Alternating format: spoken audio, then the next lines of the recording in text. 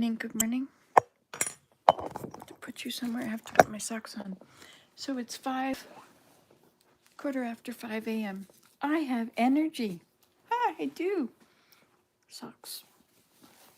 So yesterday, remember I went outside. Oh, I didn't do it live. So you don't know. Okay, well let's upload this thing so you can see it. This is my son's. And I figured out how to put it on my head so that it faces, because when you turn it on, where's it turn? Oops. When you turn it on, it shows you a picture of what it's seeing, you see? So you can know if it's angled right.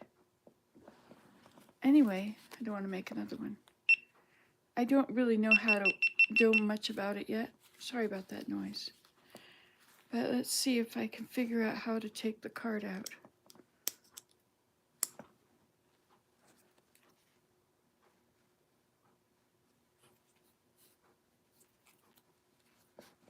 I have to take it off this thing to do it. I may have to, you know.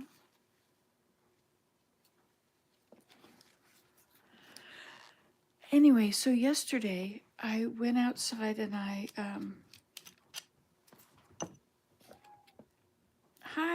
good morning. Are you outside? Hi, you're not. Good morning. Want to sit on my lap? Now, wait a minute. There's a card here somewhere that I need to use. I have to stick, here it is. I have to stick it in here. My son's GoPro. It's amazing to have a son like I have. Hey, Mal.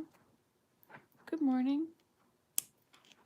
So last night the children were over. Oh my gosh. All three of them came over. And they played together and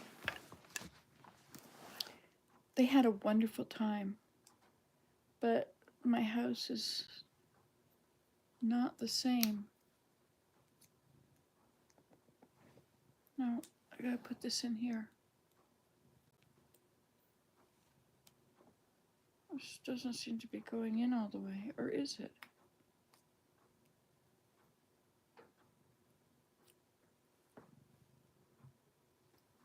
What are you hearing? Anything? All right, and then let's see if this is gonna, see if it'll find it. All right. See, this is when I need you to be on my head.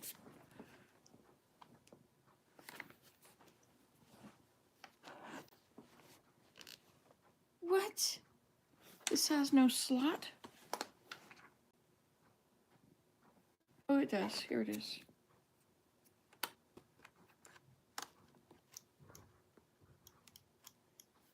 Okay. So I went outside and let me just turn this around. Okay, we'll get out of Minecraft. Don't push my laptop on the floor, okay, dear?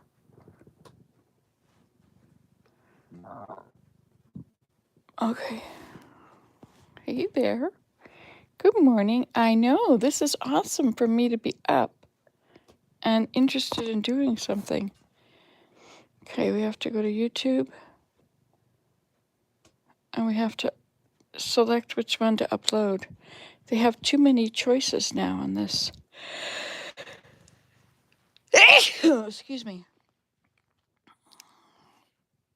Okay, so look, that's me. Okay, so you want to add a video. Okay, so you want to go up here to this thing. And we put upload video. Okay. Now, select files. And is it reading the disk? Local disk C. It's not reading it. It seems like yesterday this thing went in much farther.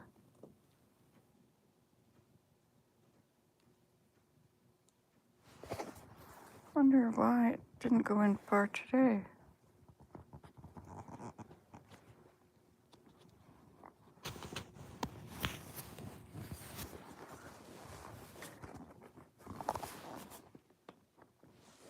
Where's that thing?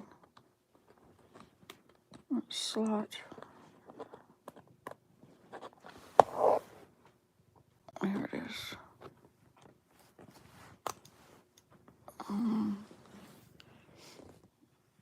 Oh dear, it's not finding it, is it? This PC, no, it's not showing up. What a bummer. That's supposed to go in farther, I think.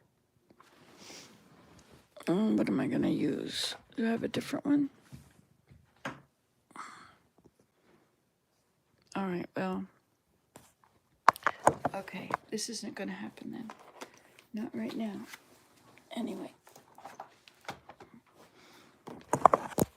Okay, Cat. I love you, darling, but let's see what else we've got here. Do we have one on the table? I thought it was on the table.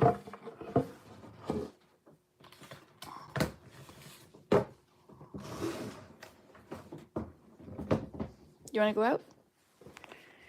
So anyway, yesterday I selected some fleece, and I'm excited about this. It's only 5 in the morning.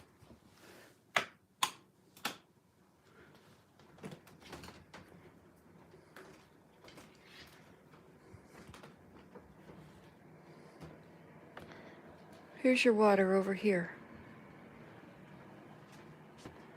I put it outside for him so he'd have something outside. Do you want your water? There. I touched his face with it.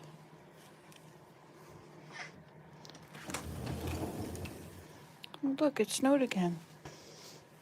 All over my chairs. Sometimes it does this. It'll snow a little bit every day, and after a while you've got tons of snow out there. Now he's gonna want to come back in. Well, I'm not gonna do this game.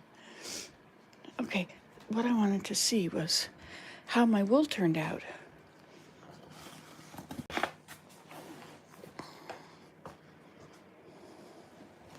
The children played with these drums last night.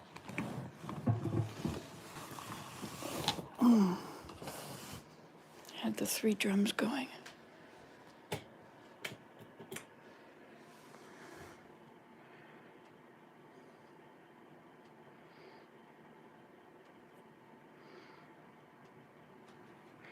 He has a hard time with decisions.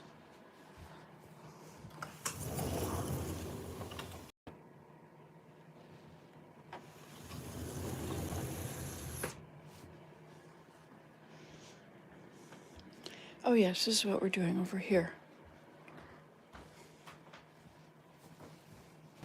So, number 10, you see that symbol? That's wool. It's all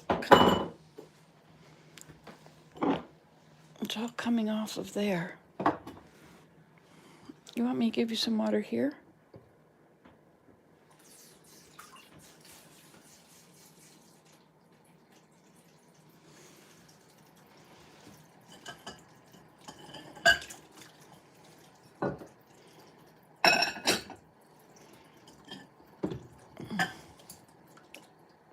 Okay. All right, this is what I wanted to show you. Hey, why is it on lock? It's on the end.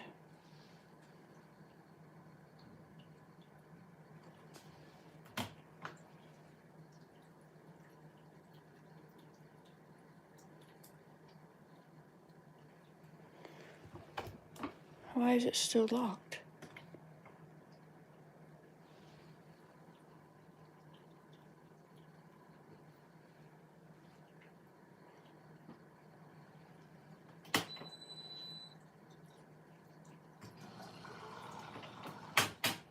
There. Okay. So I have to wipe out this little area before it'll, otherwise it. Okay, now this stuff was so filthy. I mean, it was really black. It was so heavy and all filth. But I've washed it over and over and over. This is about 4 times it's gone through. Oh, I see it's still got stuff in there.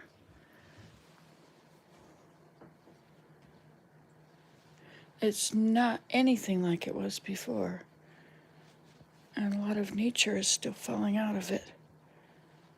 But I'm amazed at how well that has come about. This is why it wouldn't open, because it's still wet. All right. Let's put this back in there. And we'll put it on again.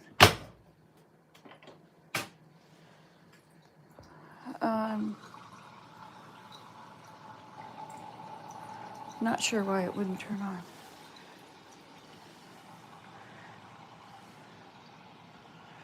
If I stand right out in the middle, then you can't jump on me. Hi. Look at you. You're a nice kitty. Lida said she's grown. He has grown. Okay, anyway, I was very excited about this. And I have some more. I put it out here. So of course it's frozen. Boy, is it ever warm in here.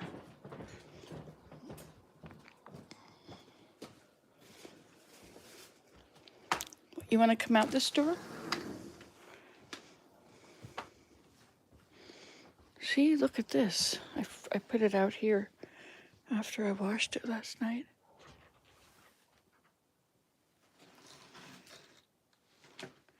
It's so beautiful. It was so black before.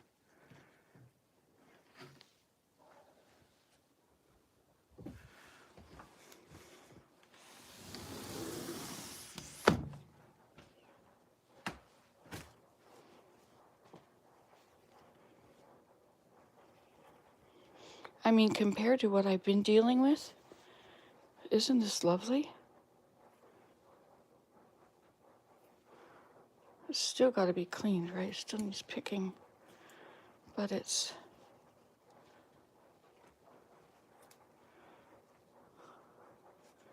was black. I mean, really bad. It was all like this. All chunks of crap.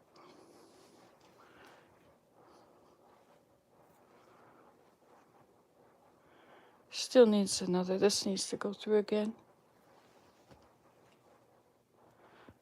But look at the beautiful fiber. If I can get it clean enough.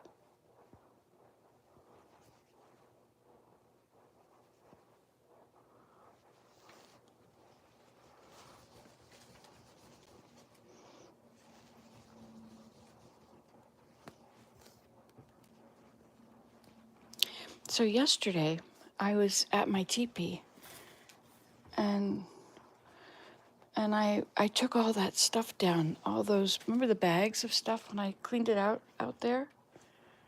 Oh, this has got to be done again.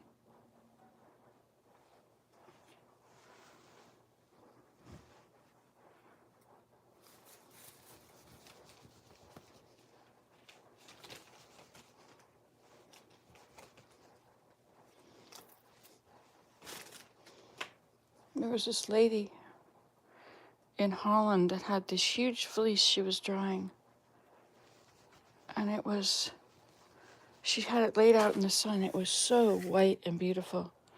She was going to make a comforter or a blanket out of it.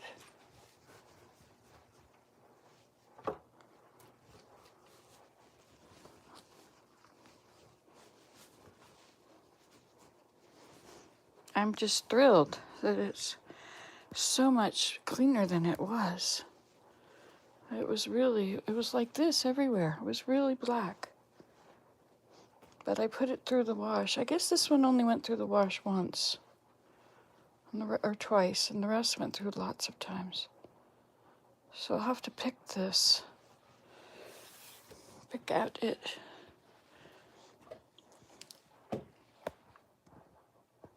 Anyway, I had to get up this morning and have a look at this because I was so excited.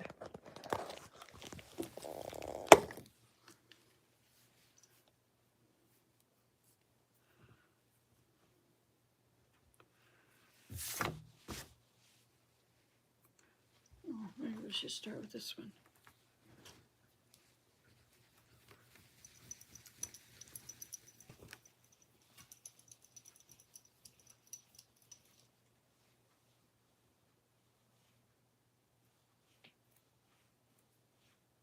It's funny, you know, it's been outside overnight and it's freezing outside, and yet it's not frozen.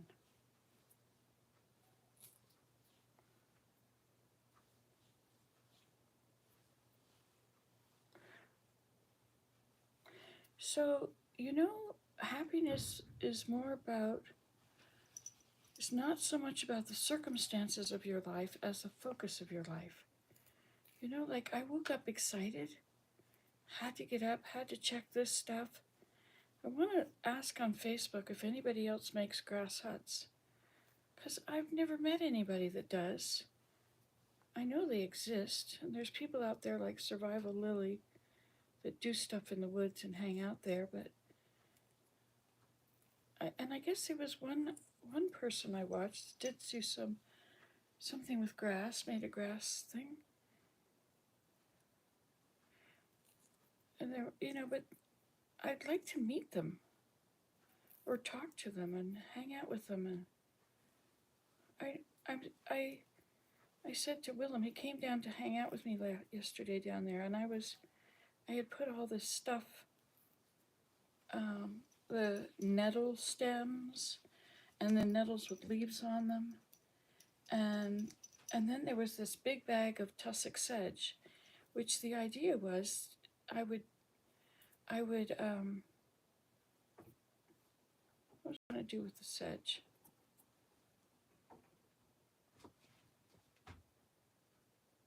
What's all this noise I'm hearing? Where's that cat when I need him? All right, let's go sit down and do this in the other room. I'm going to pull this all. Anyway, so interesting. So if you look at things that have just happened, so I tried to do this and I couldn't open it with that thing on. So I took that thing off and made it work. Then I put it in there and it wouldn't work. And so then I looked at the washing machine and it wouldn't open. It was stuck. What's happening here with this now? So it's washing? Yeah. When it does wool, it's kind of different. I have these two chairs here, but you know, I like this chair better. Well, I don't want to move it right now. I want to sit here. Oops, a little too close to that.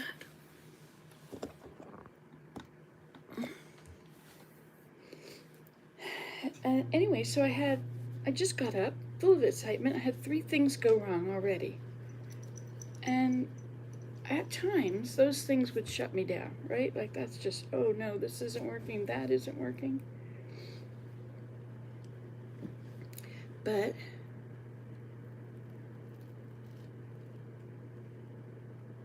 look at this fiber. Oh, it's beautiful. It's kind of damp.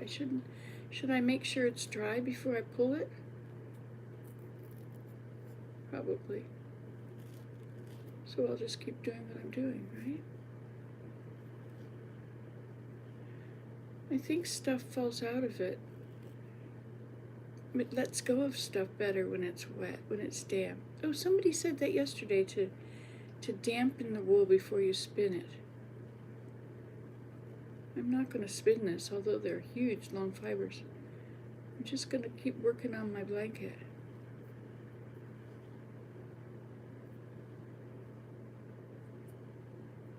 I need some glasses that I can see through the bottom better without having to bend my head back all the time. Maybe I just need over-the-counter glasses.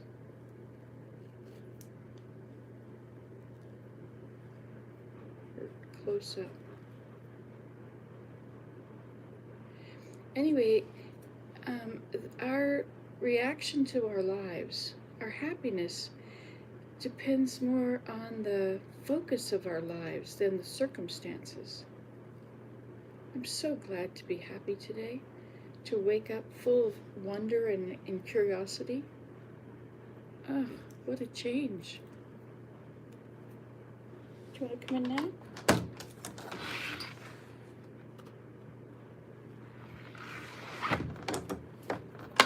That's a lot easier door to open than the other ones. I changed which door we come in, so we don't come in that one anymore.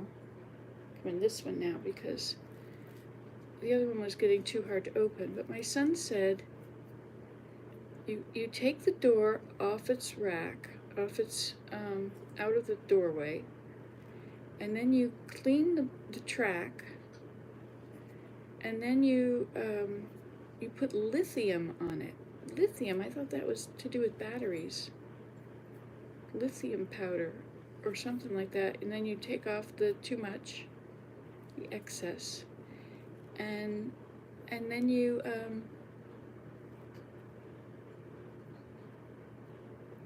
and then it'll slide perfectly. Do you have that problem too? Good morning, one person. Did you say anything? Did I miss something? No, speak up, speak up. Anyway, so this is exciting that I've been able to wash this wool that's outside. But you know, I got this idea. I have all those fleeces out there. There's not as many as there was a while ago. But, you know, when I went to the grass hut yesterday, boy, I've changed the subject a lot so far today, haven't I? It'd be hard to go through this and timestamp with titles because, you know, because I keep changing the subject.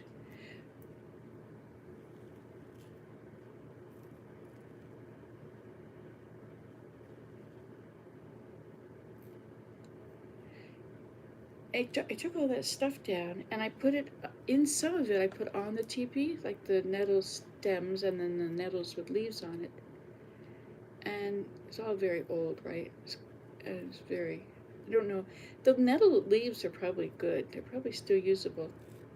Anyway, they're on the teepee now. Creating further my grass hut. It's not completely grassed all around, right? And then I put the sedge, the tussock sedge grass, which are long, skinny pieces that are really good for making coiled baskets. Would you like to go out again? You need a revolving door. Here you go.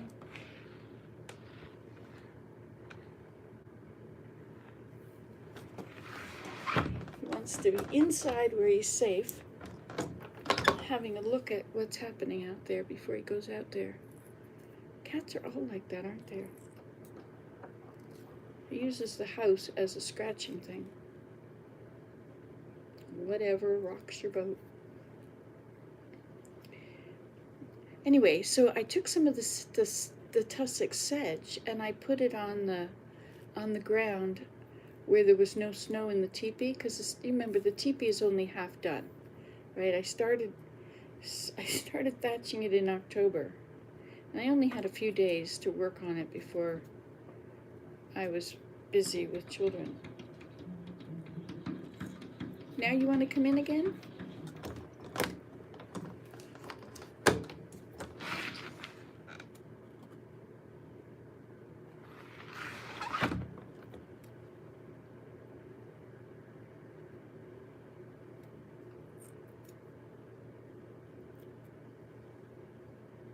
I heard a noise in the living room. You know, you might want to go check it out. Might be some of your food running around in there.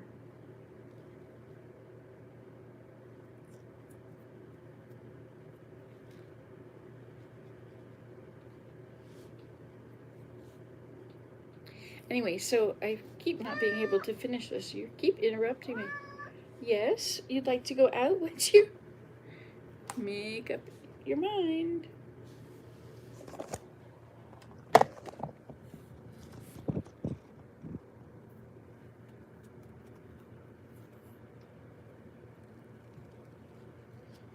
So I laid the Sussex sedge on the ground under the slope, you know, where the slope comes down to the ground.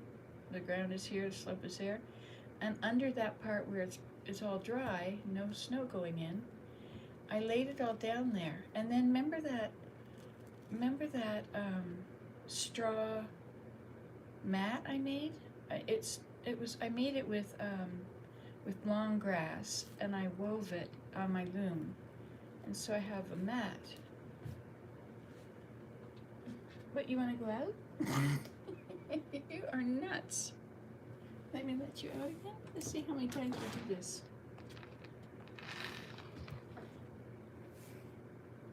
We'll just leave the door open and you can just be in both worlds. What would you like me to do? What is your interest, my dear? Are you coming in or out?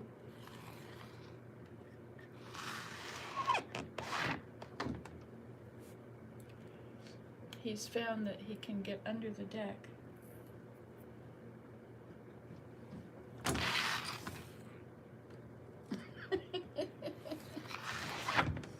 It'd be okay if it was summer.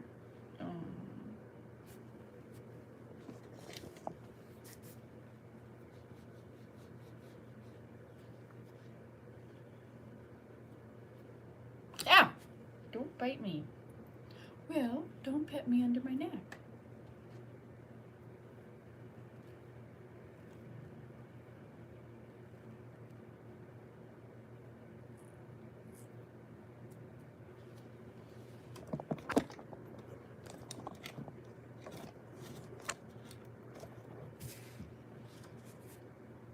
What is this game you're playing with me, kitty? Anyway, my story. So I put this long tussock sedge there, and I put the straw mat I had woven, or grass mat I had woven on top of it. And then I got in there and lay down, and it was so awesome. It was just so wonderful. And I thought, I'm gonna go to sleep here, because if I sleep here, I will, you know, you really own something when you wake up there. Do you find that? It makes a difference in how you feel about it once you've slept somewhere.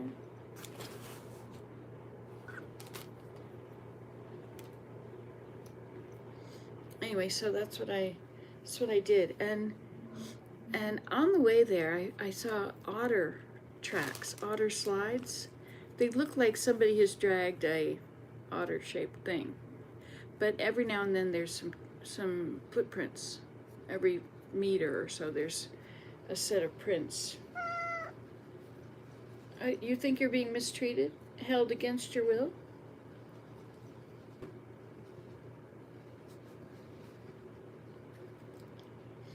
This is really cool. This is so cool that this worked.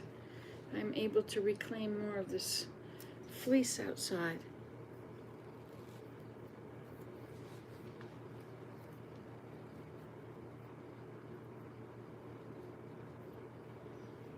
I wanted this stuff because of how long the fibers are. They're so long. It would be good for spinning. But I'm not going to spin it, I'm going to weave it. Anyway, so these otter tracks were everywhere. They went from the stream across the Fiddlehead Car Trail, no, Kingfisher Car Trail, and then into I don't know where they got into Fiddlehead Pond on that side, but then there's another spot at the far end where they had gone under they'd made a hole in the snow and had gone under a pallet. There's a pallet under the snow there. There's two of them. One that has chairs on it. It's kind of big and level. But before that, as it goes up to Kingfisher Car Trail, it has a bit of a valley under it. It's not level underneath the pallet. And so this otter he knew that, and he had this hole that came out of there, and it was black on the edges, or brown, like it had been used a lot by somebody that had been in the water getting muddy or dirty. It's a deep pond, I don't know why it would be getting dirty in there. But anyway, so there was these slide marks. Maybe he was getting dirty climbing out. And then from there, he went alongside the moat, and I didn't go that direction, so I don't know. But that the edges of Iceberg Pond are open because of the waterfall. Well, the waterfall, that's all stopped right now because it's all frozen at the moment. But at the other end is the spring, and the spring is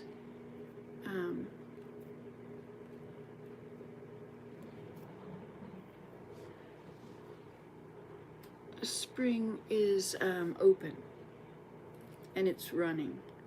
So I imagine he's getting in the pond. I'll have to go and explore today and see where those tracks go. But then they come out and they come back and forth. There's like 3 sets of these trenches where he's slid along on the snow. Otters are the coolest animal. They just have fun. They're just an inspiration for fun people. I would love to be a beaver. If I had to be an animal, I'd be a beaver, because they're so energetic and they just do so much, and they work with wood and nature. Anyway, but the otter, I don't know if I'll see any more because they're on a 2-week circuit. It takes them 2 weeks to go to do their whole pathway. They go up the stream, and anyway, but I've known for a while that they live, my neighbor sees them a lot. Sandy. Anyway, so they're beyond the end of the stream at my house. They go under the bridge and then they go on her land. Anyway, so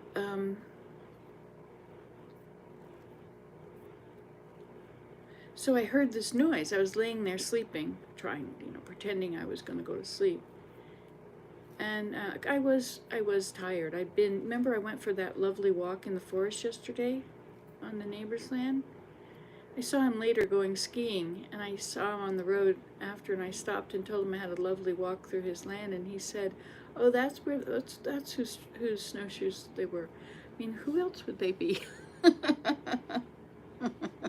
Anyway, he's going to repair the bridge on my family's land behind his house. It's interesting. He owns the land behind our house, and my family owns the land behind his house. Anyway, which is where he hangs out a lot. He tells me what he discovers there. Well, he's going to do the bridge. Redo it, because it's really falling apart now. But anyway, that's a different. So anyway, these otters, I'm laying there and I hear this sound. Huh? And I'm thinking, that's like the beaver kits make this sound. They make a sound like puppies. Or, no, not puppies. Yeah, if that's a puppy sound, I guess so. Anyway, so the beavers do that. But there's otters now, and so I was wondering if I had heard an otter. So I thought, I'm going to get up and look out my, half-done wall. And it's interesting, I've got so many willow weaving going back and forth across that wall. And the snow has landed on it, and it didn't just land on it and be little things, because the holes are so small. the connections between all the branches and the willow weaving that goes back and forth on it, holding it all in place. Because it's so small, the snow has piled up. You know, it goes along the bottom, and it's level, but then it comes up the edges, and so, you know how you see these for people in the South, you put the snow on your window, and it goes up the sides. You know, the spray snow that you can buy. I need some. Anyway, so the snow is doing that. So, and I was going to get up and look out the window and see, or not the window, but the wall, and see if I could see what was happening there outside. And anyway, it turns out it's Willem. And so Willem came in and sat with me. And he's so sweet. And he just sat there, and I was laying on the ground in my little bed, and he was sitting in his chair, and we were looking around at he's marveling at the snow, and he even was giving me ideas for the wall. I forget what his idea was. Anyway, it was really cool to talk to somebody about it. I don't have people to talk to about it. I'm always doing all this and hanging out by myself, my own little world. But, you know, Survival Lily, have you ever watched her? She's so cool. She does all this stuff by herself in the woods. She's young. Not that young. She's probably in her 30s. Maybe. I don't know. I can't tell people's age. Usually figure out their age by their wisdom, right? The wiser they are, usually the older they are. These fibers, they just keep going. Unbelievable.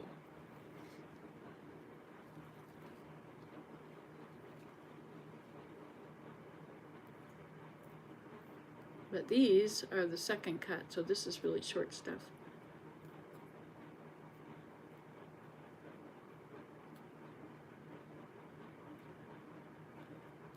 It'll work as long as it doesn't stay clumped together, so it can't be carded. Because I'm just weaving it, right?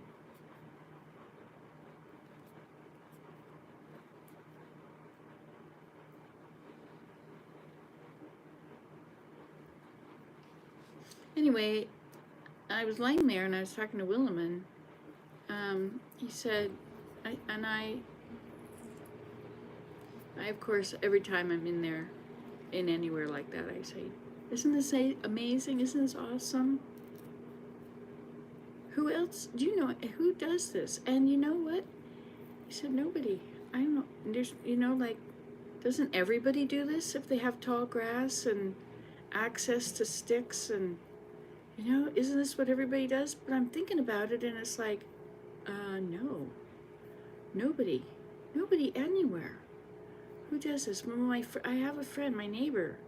She's learning from me. And then she teaches children things.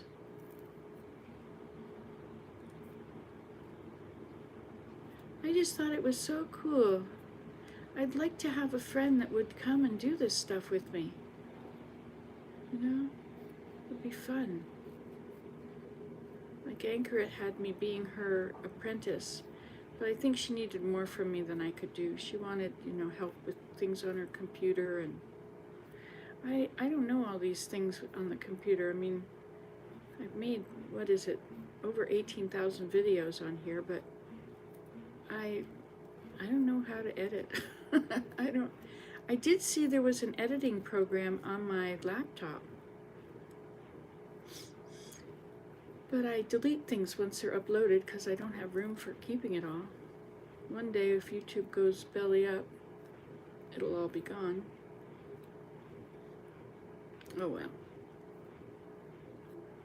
Enjoy it for now, right? Enjoy it while you can. I watched a video last night of Abraham and Ryan down there at Sedge Meadow Teepee, and that's when I called it Sedge Marsh Teepee. I had just built the teepee, and the two hammocks that are in there, They were brand new.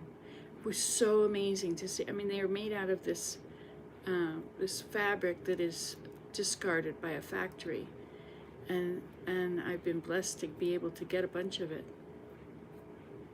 But it was amazing to see these hammocks brand new, and when they lay down on the when they lay on them, the poles bent. No. Now that's a grass hut, right? It's been many things over the years, right? First I had nothing on it, so I could lay there and watch the stars and watch the woodpeckers, and you know, I could see things from there. It was Sedge Meadow, and it's a wetland. And then I thought of covering it with, I used alders, and you've probably heard this story before, right?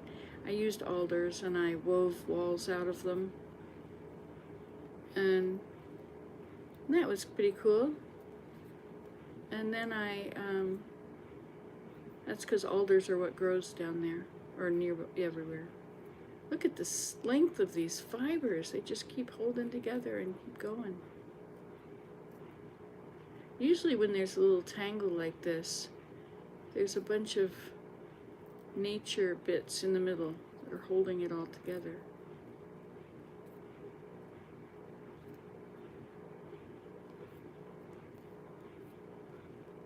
You know, all this cleaning, and yet there's still dirt in it, or bits of stuff.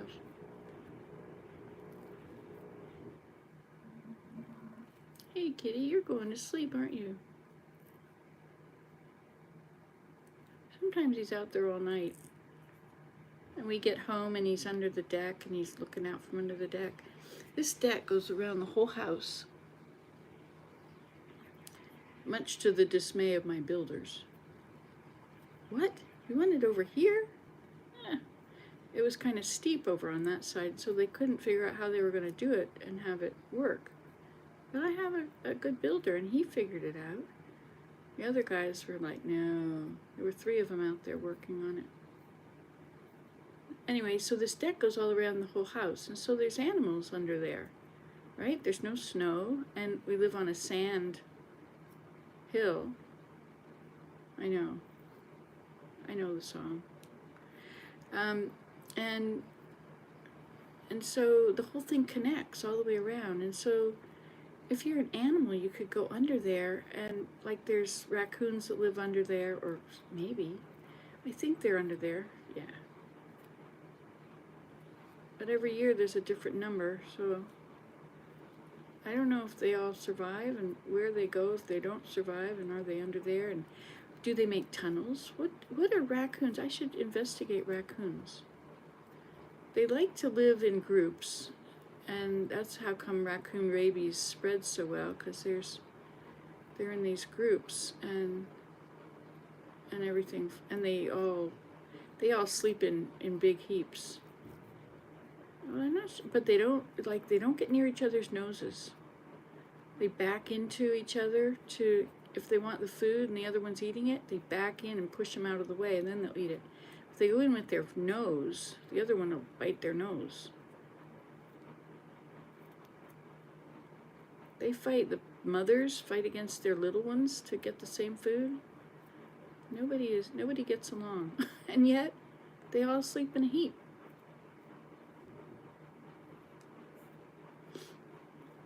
Or sleep in, usually you'd find them in hollow trees, but maybe that's where they do live, and they just come and go under my deck, and I see them when they come out.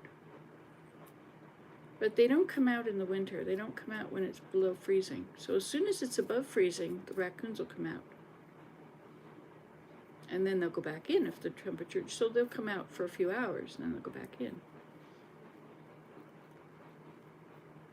But I have this camera. Remember I showed you this Handycam? No, it's Hero. Oh, it's a Handycam. That's the name of it, isn't it? Anyway, so a GoPro. Yeah, not a Handycam. That's my other one, my Zoomy camera. So I put one on my cat once. You can look that up. If you look at the video Nancy Today cat cam. I called it a cat cam. And if you look that up, you'll see the videos from where our other cat would walk outside, and the camera was hanging under his collar, on his neck, and I put it on him and he would go exploring everywhere. Then I could see where he went and what he did. I'd like to put it on this cat and have him go under the deck and such and find out what's under there, you know? I haven't been under there. And the snow, of course, fills up around the deck. So it's going to be warm. It'll probably be very dark in there as well. But it won't, and the ground is 55 degrees, so you're going to have insulation from the cold, which is why the cat goes under there while we're gone and comes out and looks at us when we arrive from under the deck, waiting.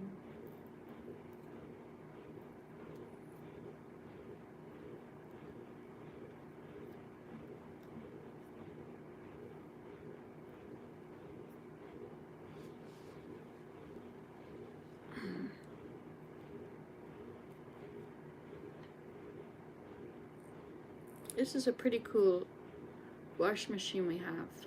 It's a washer and dryer in one, and it does not have a vent. It condenses the water, the moisture. It sucks it out, and then it just keeps sucking it out, and I don't know. It turns it all into moisture that goes down the drain. There's no vent on it. And then there's a little bit of moisture left on everything when it comes out of the dryer, so you shake it. You kind of whip it quickly, and so you pull a towel out and it feels wet. And then you whip it a few times and it's dry. All the moisture is on the surface. I mean, there's some things that, they may need to be in longer, but it's amazing to have a wash machine. It just takes, it's under the counter in the kitchen. Doesn't take up much room at all.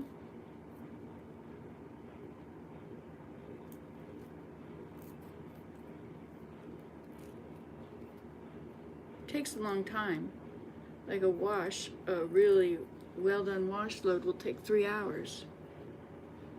And that's not drying it. And you dry it, But it's hard to make it dry with heat.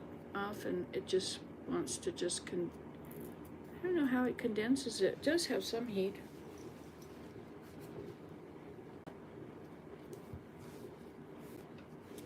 I woke up this morning because I was so interested in how my wool was working in the washing machine. And I wanted to look on, where am I going to find people that do make grass huts? I would love to find them. Where are they? I may have to teach them. I'm not organized enough to have a class. It has to be spontaneous. I only do spontaneous. But even my local art group, everybody just kind of thinks I'm different. It's fun to be different, I suppose, but I'd like to have other people that are different, that are my friends, that are, somebody else's grass hut that I can go visit. I guess my friend Lori, she's made a teepee for her little outhouse. Oops, and she has thatched it with alders. And cattails. It was amazing to go see her and to see that. I've never seen anybody else do that. Only me. I'm the only person that I know that does this. But it was really cool to see somebody else. She said I was her inspiration, which is really cool. A legacy.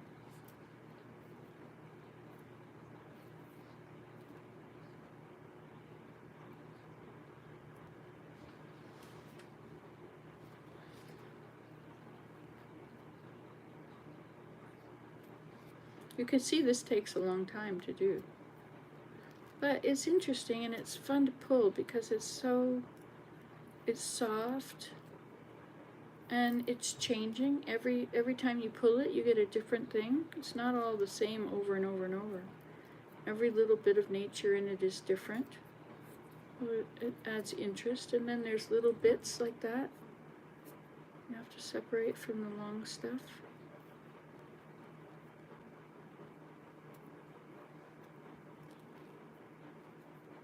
Oh, so my idea that I got out of bed for was, what about taking one of these fleeces that's dirty and turning the dirty side down, and the top is, you know, the inner stuff is so beautiful and soft. What if I were to do that, turn it inside out or turn it upside down and put that there under the edge? I mean, can you imagine? I mean, talk about having a wonderful comforter. But I have to, you know, not take fabric because the fabric gets wrecked with the weather. But I could just have the fleece. But it's not, you know, it's like some areas are amazing and other areas are really crappy. So to find one that has a big enough area that's wonderful would be a bit of a challenge.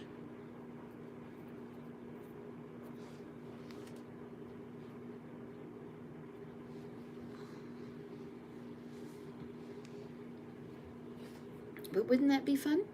What if I could find a really nice piece of fleece and take it down there? And the weather will, the cold and the dampness, it will destroy it eventually, but in the meantime, these were free. That's the only reason I can do all this. It's fun to be using it. You know, I got all these from my friend, an acquaintance who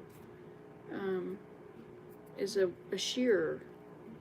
That's what he does for a living, is he shears sheep in the spring. So what I did was I asked him for all this unsellable stuff, and so it didn't cost me anything. Once I spend money on something, then I have to hold on to it forever. But if it didn't cost me anything, so I've used it as insulation in my freezer. I filled my freezer with it so that I washed it and then I put it in pillowcases. So I have pillowcases full of washed fleece. And it hadn't been picked through like this, but it's a lot of it was really clean. I used the cleanest stuff first. Anyway, so has anybody said anything yet? Anybody there? Oh, good morning. Who's here? Uma. Hi, Uma. You okay? You're up so early. Yes, I'm just inspired. Yeah.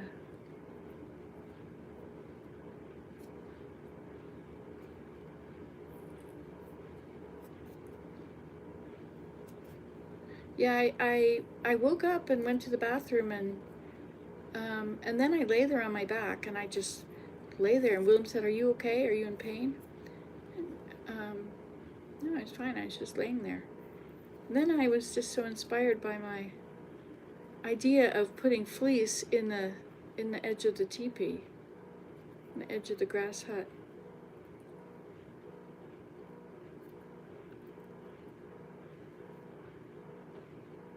That I got up. Now I have to wait for it to get light out so I can go down there and do that. But then once it is light out, I probably won't feel like doing that. I'll be into something else by then. I have to be careful of my back. I end up getting pain in my back if I do the wrong movement.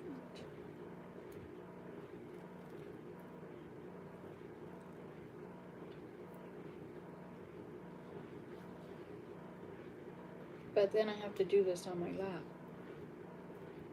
So how's everything for you, Uma? Haven't seen you lately. What's been going on? Did you come on my walk with me yesterday? The most wonderful snowshoe walk through the woods. I think I just want to put that video on and watch it.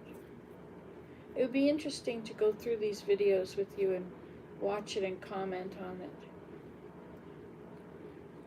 It'd be really interesting to do that with all the Maui videos.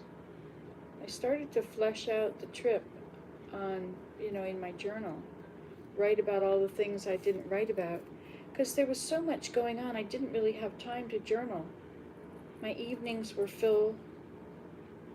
My days were full. I take my journal and keep it in my lap and write all the time. So I have a lot in there. But it would be like notes, like steep cliffs, fallen rock, narrow roads, tight passing cars, and it needs to be written out, right? I mean, it's all notes.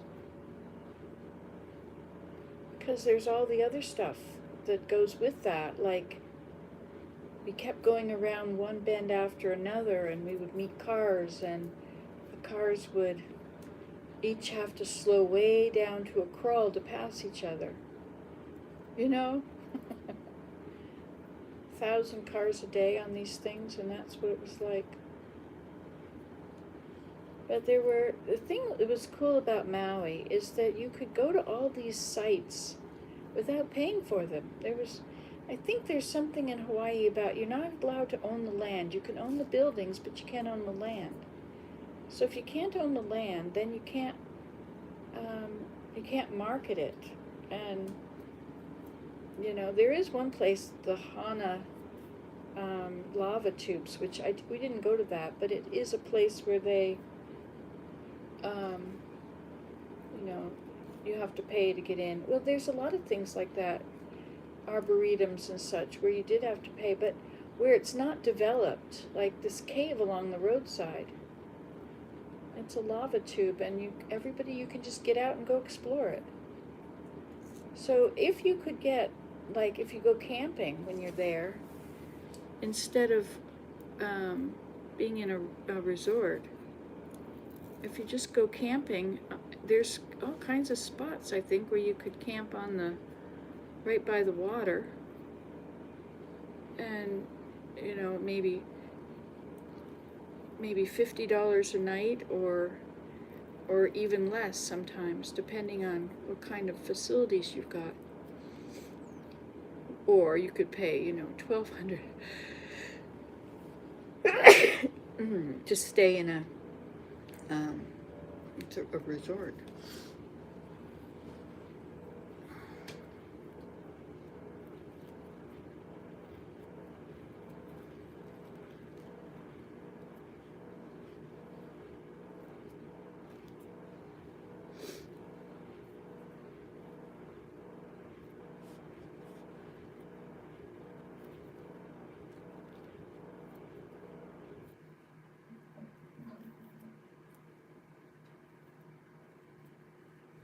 I'm so lucky to be able to hang around my son.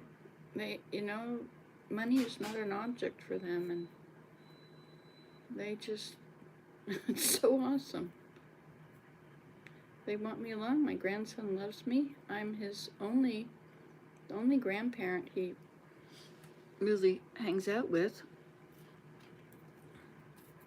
And I just love hanging out with him. He's such a darling. He's so sweet.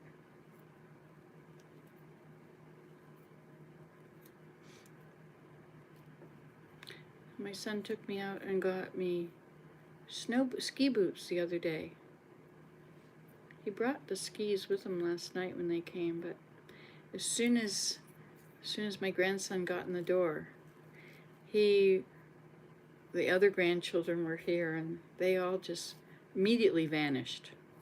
They all went upstairs. They had a great time. In the end, they made spider webs all over the big room. Used up a whole bunch of beautiful yarn. Oh well. You can always put the yarn, some of it got cut.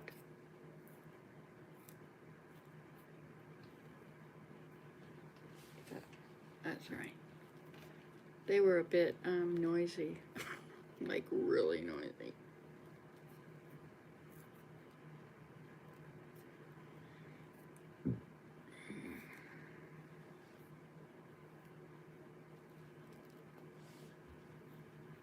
I'd like to try skiing, but I've never had much success skiing here because we've got so many hills.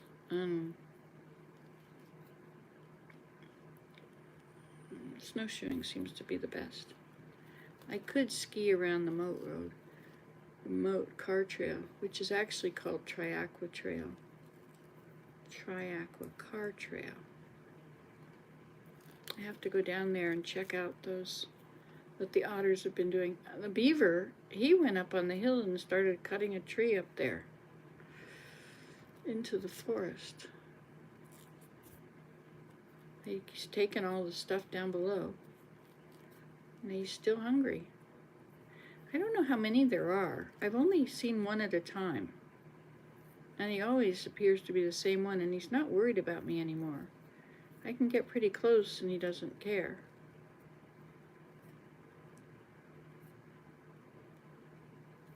Which is pretty cool. There's nothing better, than being accepted by the nature out there, by the wild animals. Don't you think?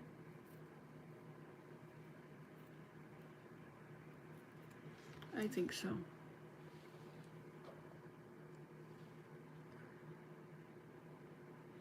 You said some things, Uma, and I didn't see it. And you said it and retracted it. The things you say on the chat only are visible while we're on this video. Once the video is turned off and uploaded, those are not available anymore. So you don't have to worry about things being on there permanently.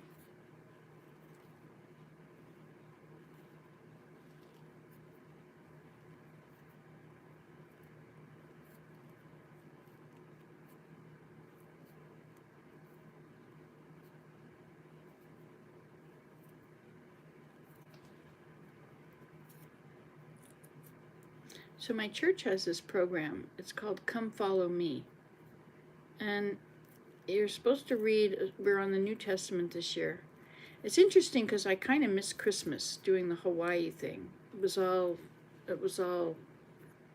I'm the only one that was a Christian in our, and so it was all about other things. I did go to, the resort there was a church service there. But, everybody believes differently than me, believing that Heavenly Father and Jesus Christ and the Holy Ghost are all the same person. But I don't know how they figure that when there's, when he gets baptized, Heavenly Father says, "Behold my beloved Son," and here's this man in the water, and then there's a dove, the Holy Ghost comes in the form of a dove. And how can it be that they think it's all one person? It doesn't make sense. It's an old sectarian notion, which has persisted for generations and generations. And yet throughout the scriptures, it's so I guess because, it must be because they can't imagine that God could have a family, that we really are brothers and sisters, and that it is a family, and everything happens in families, we all come to families, very imperfect families, but we all come to families.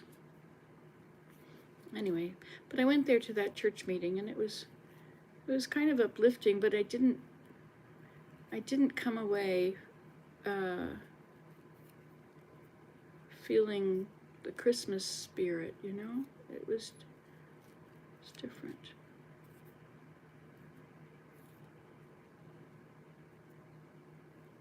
But it was good. It was all good. Anyway, and so now, since we're doing Come Follow Me, and it's all about this, you know, it starts in the New Testament, the beginning of it. So yesterday I was reading John, and as I read these early parts of the New Testament, it's all Christmas, right? It's all the shepherds. I was thinking about that. When the shepherds were told, and they went to visit and saw the Christ child, that's the only story we've got about exactly what happened at the manger time, right? And what about, who did they tell? They tell their families. And so 33 years later, he starts his ministry, or 30 years later. And what's happened in the meantime? Like, we know just that he went and taught in the temple a little bit, and would not that I be about my Father's business, or something. And that's about the only thing we've got from that. But what was going on in the population at the time? What were the people doing? You know, John was born at the same time as Jesus, right? John the Baptist. And so he knew. So he was a prophet out there telling people that this guy walks among us. And they were cousins. And so did the Savior already have a following? John did. It's interesting, the Lord sends a prophet to open the way, you know? Somebody to tell about the Savior, you know? And the Lord said he will do nothing save he reveal it to his prophets. That's in Amos. And so the Savior, we're getting to the time that has been foretold for forever. We're getting very close to that time. And we don't know when it'll happen. He said even the angels don't know. But it's interesting to read the New Testament, and they're being told about the time that we're living in. And the Book of Mormon, it's all about people it's all prophesying about the time that we live in.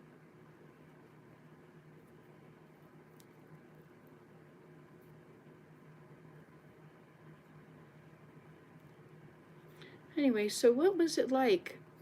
What people, did they know that this was the Savior when he was 7? When he was 15? When he was 20? Did people teach, did he teach people already? Was he just keeping quiet? Was he, I mean, he wasn't, we don't have any record of him doing all these things, you know, miracles and outing himself, you know, I am the Christ. You know, and the idea that he could say all these things and then not be the Christ and not be the one way, it would be, how could he be who he was and lie? You know? So if he was a great prophet, and everything he said then would have been true, otherwise he couldn't have said it.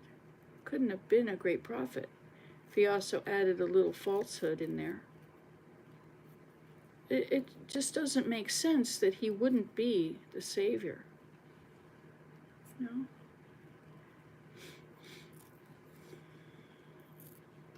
And the resurrection, you know, like him being resurrected.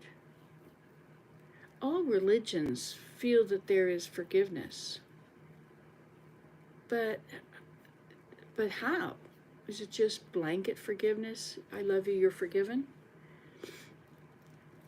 It is very interesting the way that the people have made sense of these things over the years.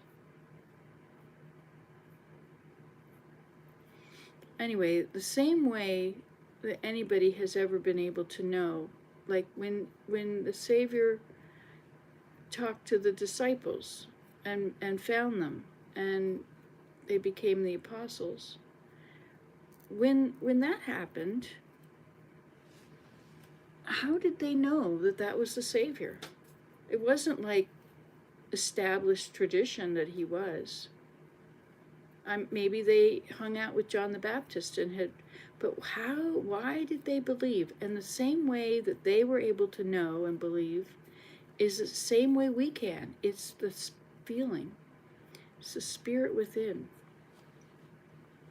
that witnesses to us that Jesus is actually the Christ. And he actually is who he said he was. And there is no grave on the earth that has his body. He actually was resurrected and left with his body.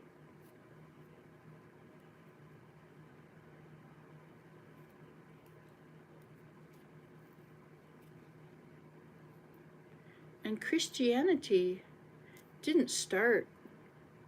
It wasn't like a new thing when the Savior came. You know, the entire law of Moses was based on Jesus Christ. All the, you know, they had to sacrifice the lamb without blemish, the first. It was all symbolic of Jesus Christ. Otherwise, it was just a bunch of strange rituals.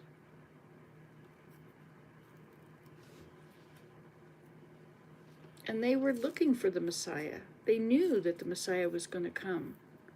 Back when he was born, the wise men went to look for him. So the wise men were not the only ones. I mean, if there were 3 wise men that knew, well, there would also be all the people that they had told who believed it. And, you know, the idea, they always set, even to this day, I think, the Jewish people set an extra place for Elijah. And they look forward to the Messiah who will come. They don't know that it was Jesus Christ. Some know.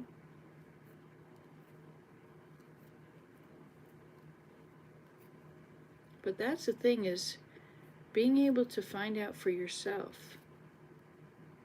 And being able to pray and to get answers.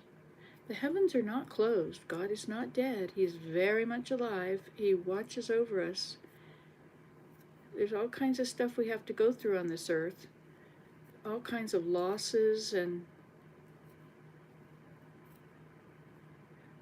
bad things happen to good people.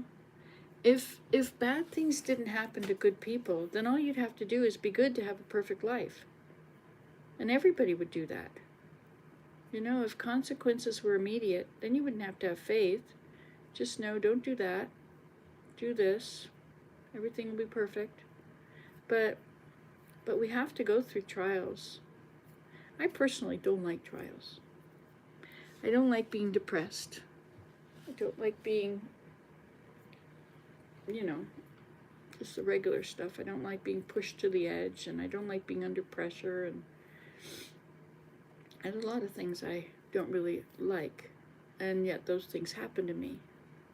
And yet I'm a good person. Well, because we're being molded. We're going through the furnace of affliction, the fiery furnace of affliction. So the things that we can't cope with the most difficult things to cope with, are exactly the problems that we need. So that we can learn how to cope with them, learn how to trust in the Lord, and to have patience. And just like if you're really having a struggling time with math, say you really have a hard time with fractions. So what do? How do you get good at fractions? You do fractions, right? You just keep on keeping on, and when you've got it, then you can move on to something else that you don't know. You don't study the part you already know. And what good would this earth life be for us if we weren't getting tried in many different ways?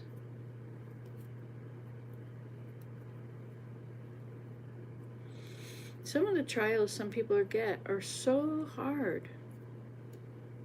And you'd wonder why. How could a God who loves us give people these terrible trials? It's because he knows who we really are. We lived with him for 1,000,000 years, millions of years. Earth life is a dot on a long, infinite line. It's a dot, like a grain of sand.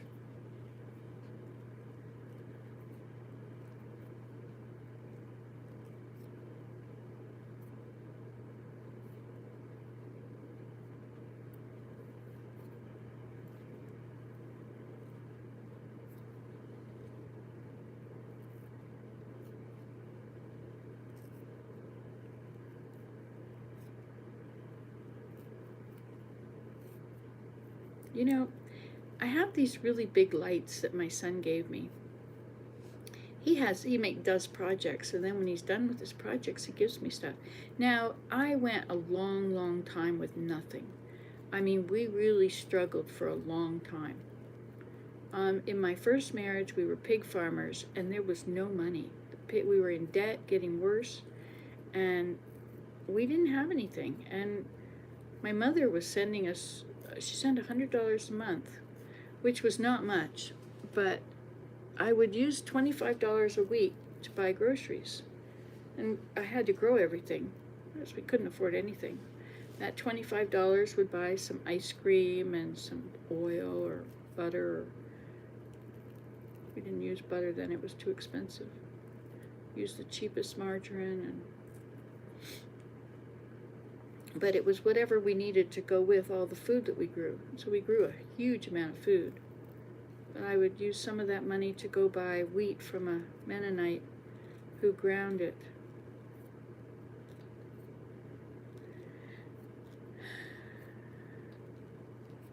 We did buy peanut butter and molasses, but I bought my molasses, I didn't buy sugar, I bought molasses.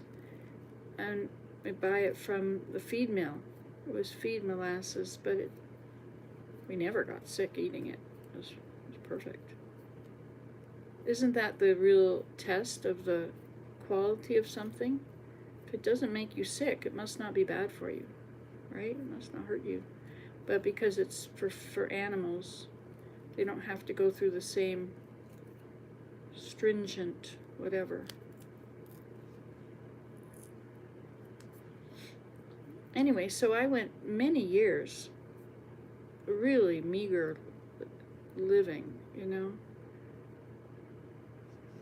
We didn't heat with oil or anything. We had wood we had to chop and bring in, cut down trees. We would drive along the roadsides, retrieving all the fallen wood that was on the side of the road. That was a lot easier than cutting it down ourselves. But we also cut a lot. We did both.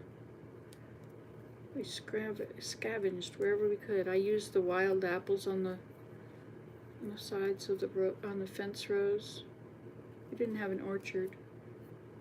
A lot of Mennonites had orchards. They'd been there forever, but our farm didn't. The mortgage on the farm was $8,000 a year, which was so huge amount of money. It was enormous.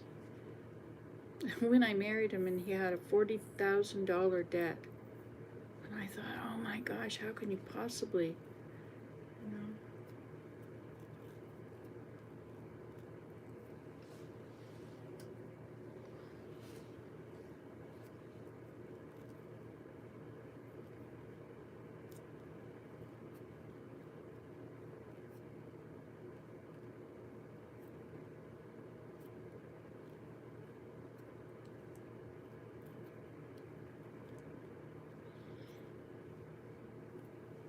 So trials are okay. They're part of life. You just need to say, this is not an emergency, this is just a test. And the whole trick, I think what is the answer to life? What is the answer to the mysteries? It's to let go and let God. To not be attached to the outcome, which is all the outcomes. Everything. There's huge, horrible outcomes that can happen. And, you know, we need to take care of things and do what we need to do to take care of each other and protect each other and all that. But once something is happening, you know, wishing it away won't make it so. And it's okay. Everything is okay. Everything happens for a reason. And somebody is learning something. And I think about children who have bad things happen to them when they're little. And you look back at life, and psychologists always, when they're in counseling, they always start with your parents. Because that is where, you know, when we're little, we have all these things happen to us. What was your relationship with your parents? What was your relationship with, you know, what, I guess your parents. And so everybody has something. Everybody has got some big major problem. You know, some people had a perfect childhood, very few, but some did. And so that's not their problem. But they will have other problems, like if you have a perfect family situation, and then life is not perfect later, do you know how to cope? How do you deal with that? And so in order to become like our Heavenly Father, which is not blasphemous, He's our Father and we're supposed to grow up to be like Him, we have to experience rough stuff so we can know to choose the good. Know why. Is there a reason? Everybody thinks it's good to be good to other people. You know, it's good to be moral human beings. But why? Oh, well, just because it is. Well, there's more to it than that. Because our destiny, who are you? Who are you really? Sometimes I think about, who am I? Who is it that the Lord says I am? You know, I lived with them for millions of years. I lived with all of you. We all know each other so well.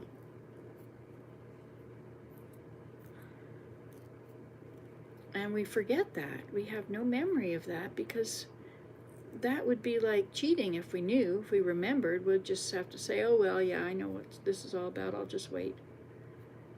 But we have to struggle through everything and find solutions and get wisdom. In all you're getting, get wisdom. It's a pretty profound statement. I used to pray for wisdom when I was a child. Well, not a young child, but once I started reading the scriptures, and I would read Proverbs, and there was all this stuff about wisdom. And I prayed for wisdom, and I think that the Lord has blessed me with wisdom. Of course, I'm old now. I'm not really old. I'm only 67, but to some people that's very old. But I wonder how long I'll live. Maybe, what if I live to 100? What is 67 if I'm going to live to 100? I've always felt that I'll live till I'm 80 or 88 or something. My mother got Alzheimer's, which is what killed her in the end. And her mother had an aneurysm, which killed her at 55 or something. She never met any of the children, of us grandchildren.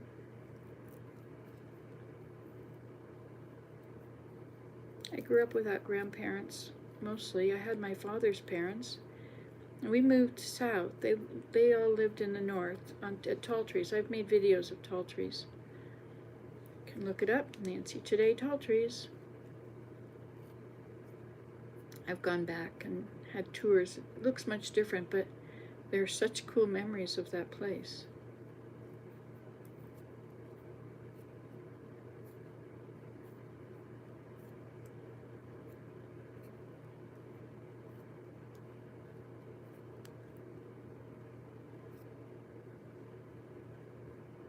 So I'm trying to have my grandchildren have, you know, I try to take the grandchildren to visit each other whenever there's an opportunity, so they know each other.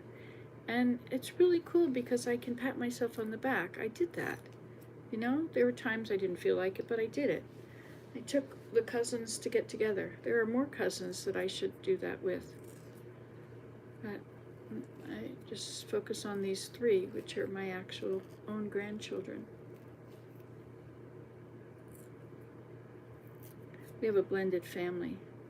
So there's 4 of them and 4 of Willem's children and 5 of my children. And we only ever raised my children. I felt bad for his children. He's not very much on phoning and getting together. He's so content in his own world, doing his own stuff. He doesn't notice these things, that life is going by and he's not, they get together once or twice a year, but that's all.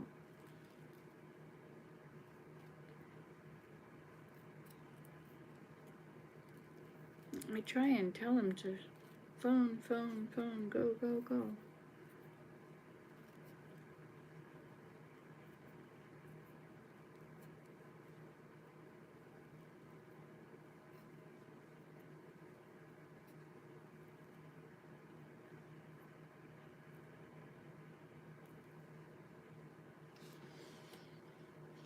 Anyway, so I think being a grandma is fun, isn't it? I love being a grandmother. It's so rewarding. Being a mother was also very rewarding. You have a closeness with your children when you're their mother, when they're babies and little, and you're their whole world, right? They don't care about daddy or anybody else. They just want mommy. And that's a really special thing. Those are great times. They're exhausting times. Like I would go to bed just feeling bad that I didn't have any energy to do anything with them. That I didn't want to lay down with anybody anymore. I think I got something in there.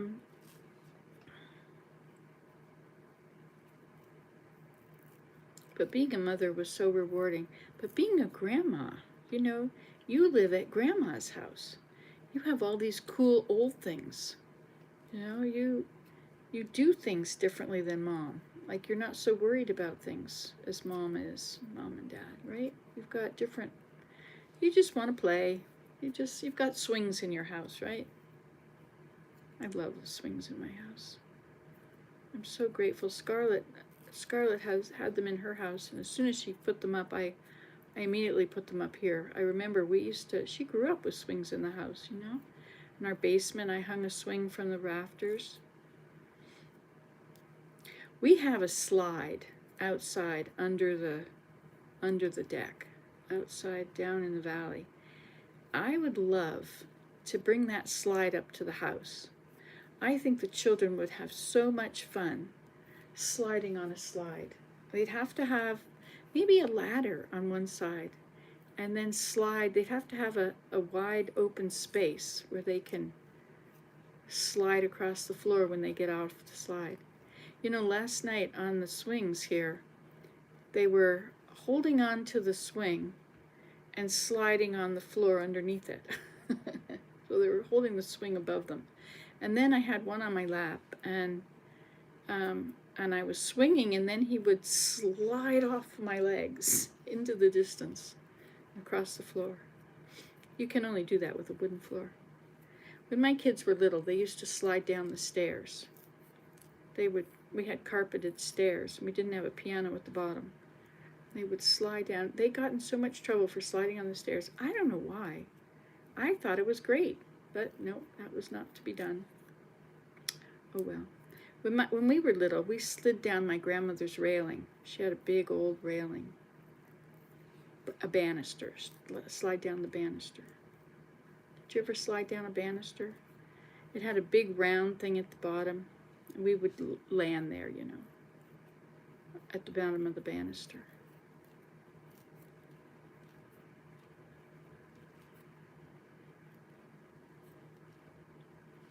I need to change these glasses so I don't have to be tilting my head backwards. I'm making quite a pile here. Oops. Got a lot of dirt on the floor, but there's the pile. It's kind of a lot, isn't it? I can see it's still dirty. Got some stuff in it, even though I've picked it so much. It's getting smaller.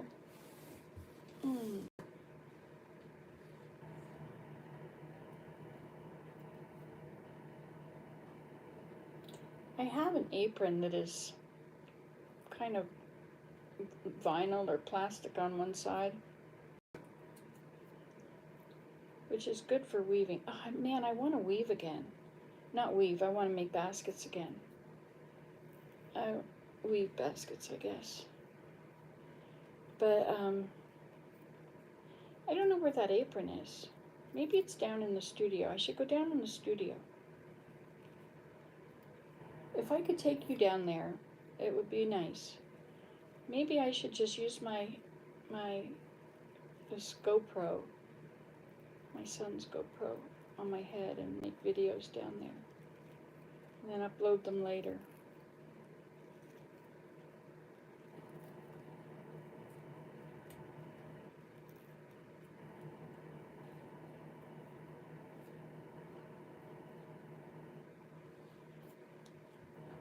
But the slide is down there. I want to bring the slide up.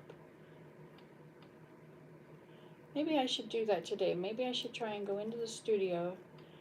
One grandson wants clay, so he can make, he likes to listen to the water sizzle, so he takes them and he makes cutouts with them, and then he puts them on the wood stove to cook.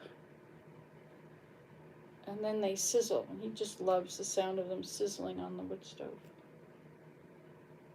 He wanted it yesterday, and he wanted it the last time he was here.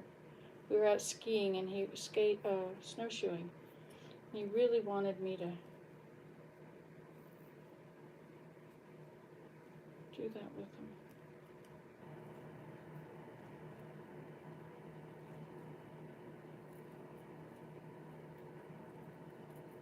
To go and get some out of the studio. My son brought flashlights, so we went snowshoeing with flashlights. It was dark out. It gets dark pretty early, but not as early as it did. It was getting, 4 o'clock. It was getting dark. Definitely 4:30, I guess it was dark.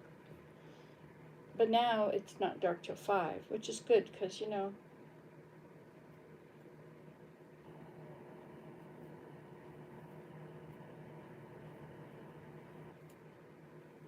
But it's been so cloudy that even though night is so long, and you have the opportunity to study the stars and maybe see the northern lights, if it's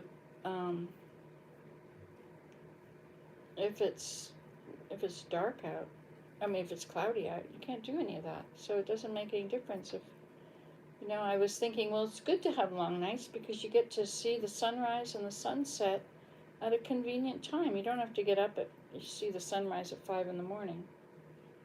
You get to see it at a reasonable time, like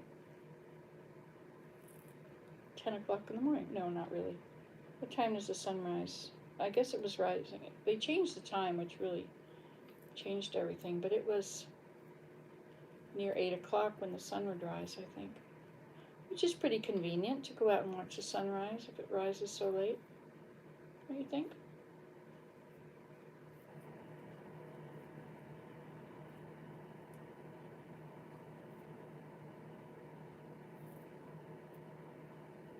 It's nice you guys are there.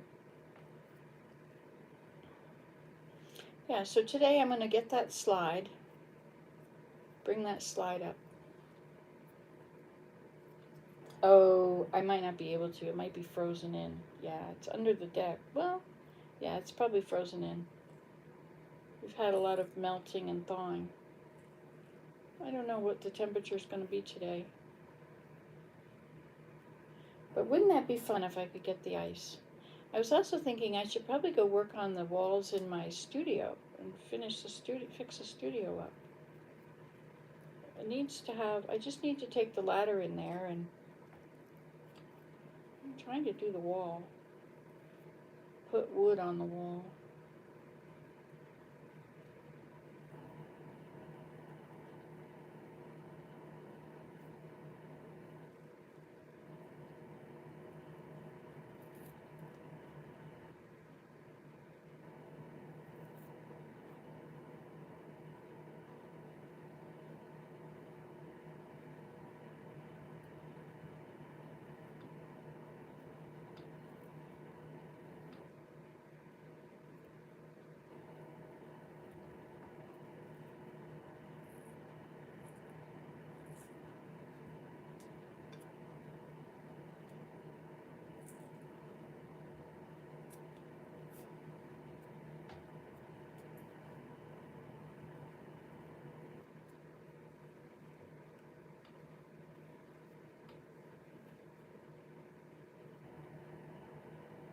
When I stop talking, I think that's when people generally stop watching the video. But a lot of people only watch it for a few minutes. You know, yesterday, the average watch time was 19 minutes, which is huge.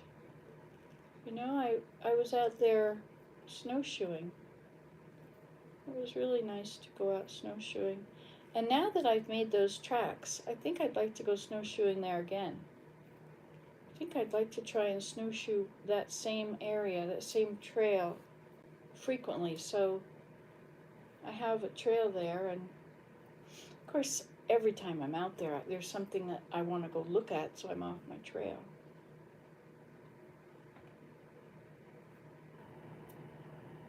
But there is a trail I have a place I sit on a hillside, a hilltop, overlooking the marsh woods. It's a beautiful hilltop, and I think there's probably hemlocks up there. And when I'm up there, I can look down and see there's a pathway or a car trail. But I'm not sure how to get to that from. Maybe I have to go to that hilltop, and then from there go to that trail and then see where it goes. Because maybe I am on it. Maybe I walk by it anyway. But yesterday there was bits of snow on everything. It was, and the wind never blew, and so the snow is still out there on everything. Oh yeah, that's what I was going to say. I've got my chair here so I can look out the window, but I only really want to sit here in the evening, and so it's dark out there. But my son has these beautiful, huge light. And what if I took it out there? I could put it against the house, put it so it wouldn't shine in the neighbors' windows so they don't see the light. But I could put it out there, and then I could enjoy sitting here and watching it. Our outdoor light is a motion sensor light, so it only turns on. This is all filthy.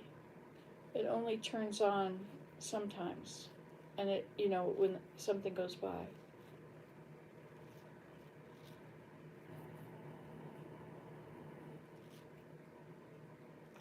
It feels so good to be getting this fleece done, to be using it. You know, I mean, it was a big deal to get 20 fleeces. What are you going to do with 20 fleeces? I don't know. Well, I've stuffed it in the freezer, and I've put it in pillowcases and filled a hole in the side of the room upstairs that goes into the attic. The grandchildren don't know about that yet, you know? They ought to find out about that. That's a pretty cool place. You know, we had a crawl space when I was growing up. I should put boards in there so that there's a floor and they can walk on it. Wouldn't that be a cool fort for them? But, you know, I think it's just, insulation is just in there. This needs to be washed again.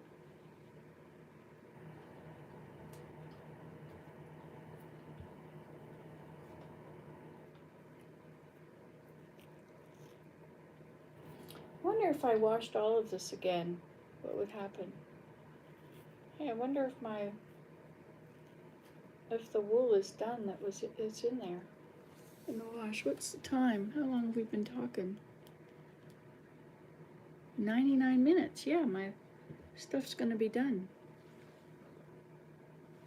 Oh, good morning, Tyler. Good morning, Nancy. Is that ceiling fan on to lower the heat to the bottom part of the floor? No, it's on to, yeah, it's to circulate the heat. That's right. Just to make it warm. Yeah, you change the blades, right? Well, you're in Phoenix, right? Or somewhere like that? Are you in Phoenix or Nevada? You're in Vegas? I forget where you are. I have to get my book out. Have I written you down in my book? Oh, maybe I really should get my book out. So I'm accomplishing something today. I'm so inspired. I want to go down to my grass hut and I want to make bed down there with fleece.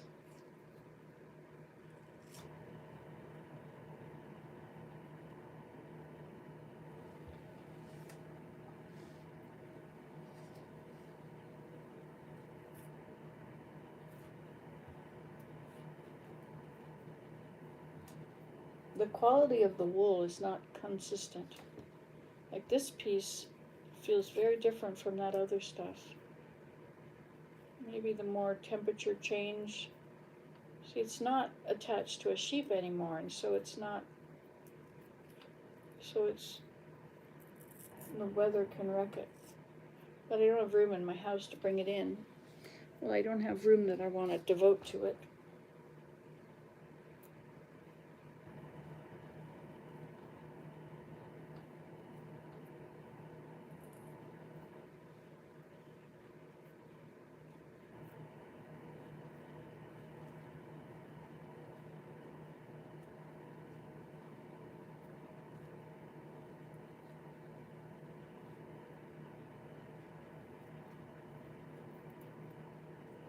Got a lot of dirt in it.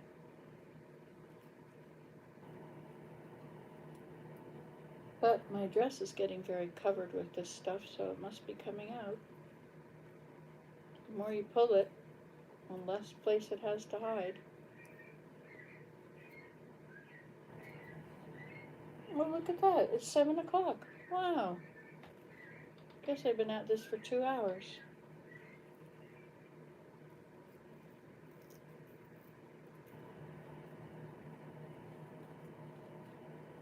See, now that I have snowshoe marks outside, if I put a light on my head, well, it's going to be light soon. But, you know, it'd be kind of fun to go out there in the dark, walk in the dark. If I've got tracks on the ground, I'm not going to get lost. Just follow my tracks. But there are sticks and things.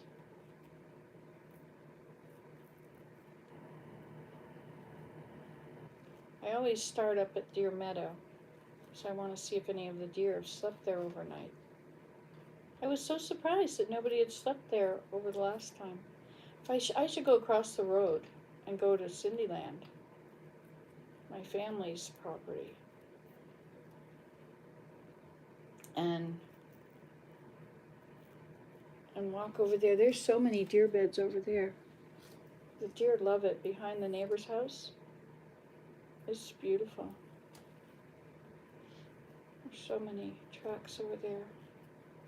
Bill said yesterday I should go over and have a look at it.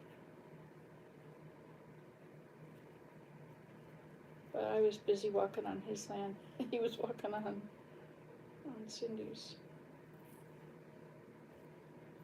You know, I think, you know, Tyler, I was thinking about what you said yesterday about it's good to be back on your own property. And I was thinking, you know, maybe it's a Canadian-American difference, but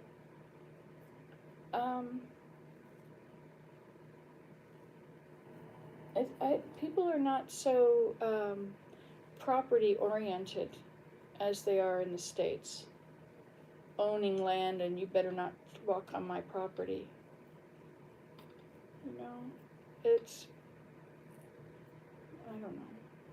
I can't really speak for other people. And then I don't know if I am normal or not, because I'm not normal in anything else, so why would I be normal in that? But when we first moved here and we were hanging out with the farmer up on the hill, the farmer and the farmer's wife, and I asked if we could walk on their land, and it's like, of course. How could I not let you walk on their land?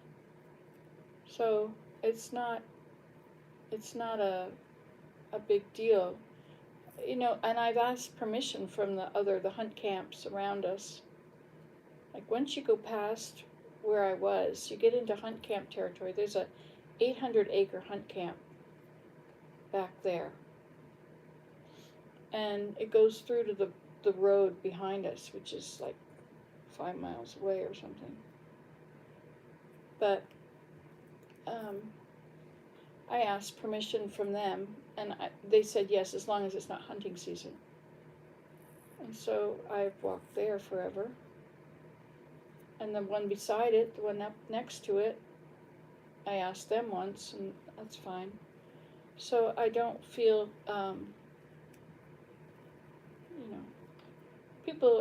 people like to know that someone has permission to walk on your land. I've told people that, if they want to see my grass hut stuff, that they can stop and look at it if I'm not there. Not take anything, but. And people have dropped things off for me there. I find things that have been tossed from the roadside for me. Somebody gave me one of those, a Catholic statue with Christ with a heart, or I don't think it has a heart on the front of them, but it's definitely a different, it's not like mine. It's not, I have one of Christ holding a lamb, just right outside the door. Bought that in Georgia for $20 or something really cheap. Ugh, this is all filthy. That's okay. No, so I'll put that back here. That can be washed. Again, I should go and check the wash and see if it's ready to see how it looks in there now. That stuff was pretty dirty. I put it in with Tide the first time I ran it, and I've run it about 5 times now. Not drying it, just washing it.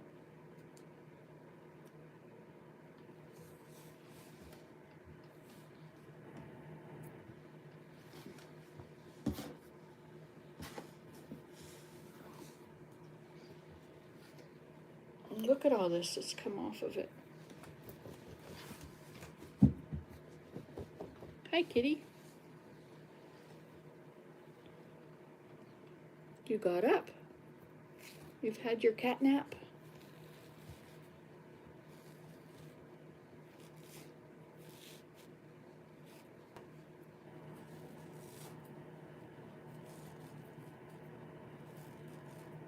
It's funny, it's already in a big mat, and yet you have to pull it all apart into nothing so that you can make a mat out of it again. It's kind of strange, eh?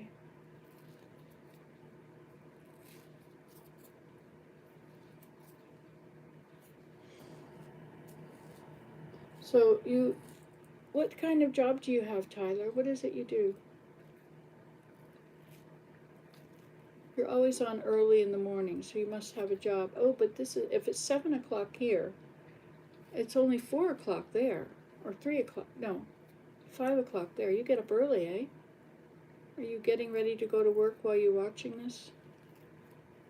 I never know what people are doing while they're watching unless they tell me. Suze is often cleaning her house, I think.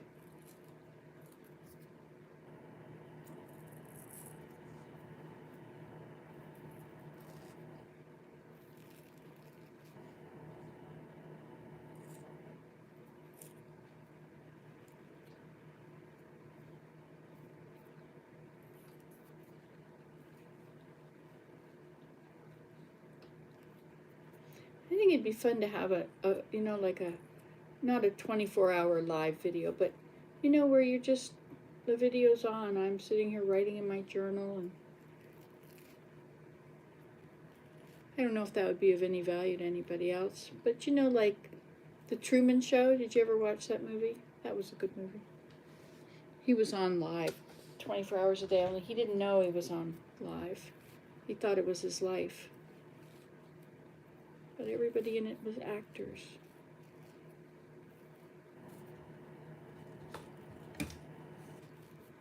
His birth, I think from the time he was born, he was on live. And yet it was a set. The whole thing was a set.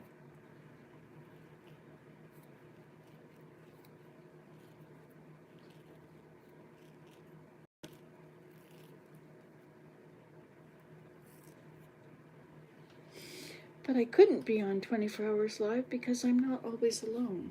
I can be on when I'm alone. Oh, somebody's going down the hill. The farmer's son. I think he works to plow the roads. I didn't know that. I think he's the one that keeps the roads clean. We had another dusting of snow last night. Sometimes we would get a dusting of snow, you get a half an inch, and you get a half an inch every day. And it adds up. And in a while, you've got a foot of snow, which you never noticed. I haven't been out there doing the snow at all this year. Willem takes care of the deck and the driveway, and I was gone, and it's not important to him, the things that are important to me. And and I was feeling cabin fever here for a while. And I think it's because if the deck were shoveled off all around, it's never shoveled off very much down to the wood, but if it were, then I go for walks around the deck. I do laps, right? I don't often bring in the wood for the wood stove anymore. Willem does that, but he's 73. I mean, it doesn't mean much to us because we just do what we do anyway. Whatever we did when we were 30 is what we're doing when we're 67. Well, no, I guess he's retired. He's been retired for 15 years now. That's a long time. Wait a minute, he's 73, 63. He's only been retired for 10 years. I think he retired at 63 or something like that. My parents didn't retire till 70. My sister says she's never going to retire. She loves her work so much. It's a high-stress job. She's a vice president of a longevity thing. But she loves her job. She's never going to retire.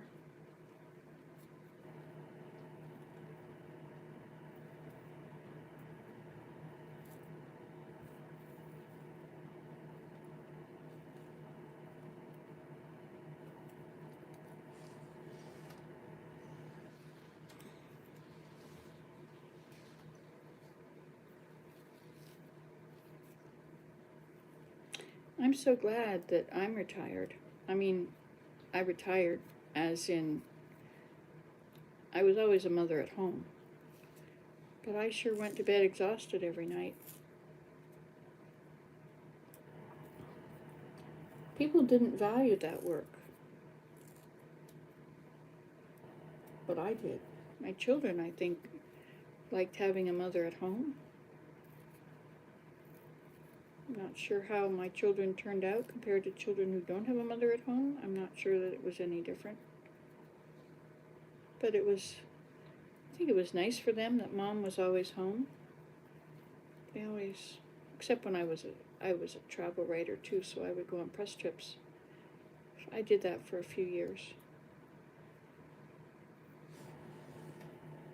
And then when I went to take care of my mother, I didn't realize that my son was having abandonment issues. That was pretty weird. I didn't know that at all. Because you just, as a mother, sometimes your kids don't like you at all. It's like, go away. But it's not true. They really do need you and like you. Oh well, I didn't realize. I needed a break. I needed a break from the rejection. Everything was about them and take me here, take me there. Hurry up, Mom.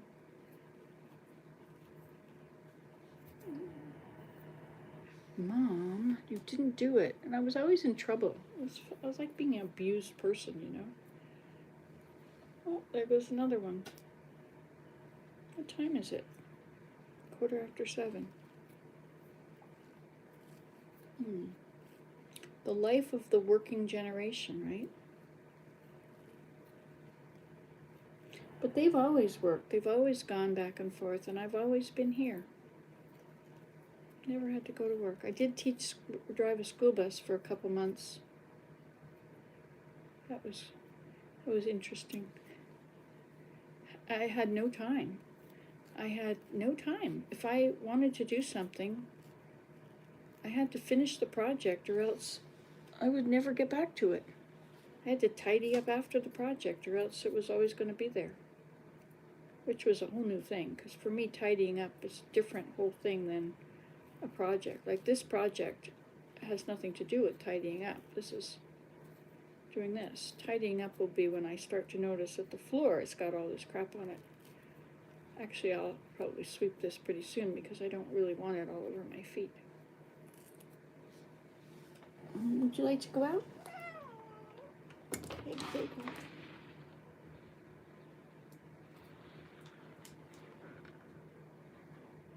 Would you like to just sit in the doorway? Let the cool air in?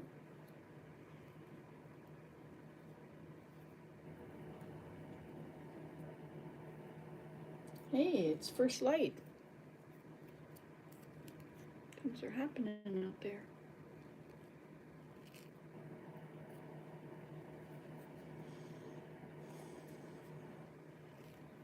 Maybe I'll go work on my studio. I have to go down there and turn the heaters on, make it livable first. Should probably do that early in the day. Put the heaters on, then go back, go for my walk, and then come back. But after my walk, I might not have any energy anymore.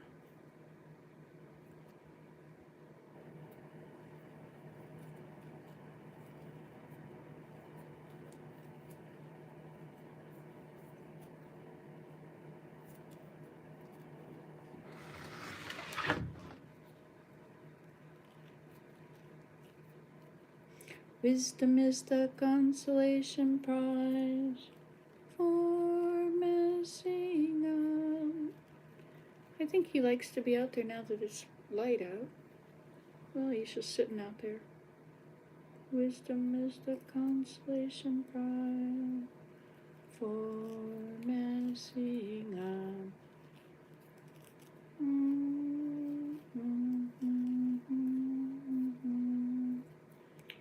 Can't create anything at all without making a mess. You can't create anything at all without making a mess. Oh, wisdom is the consolation prize for messing up. Wisdom is the consolation prize for messing up.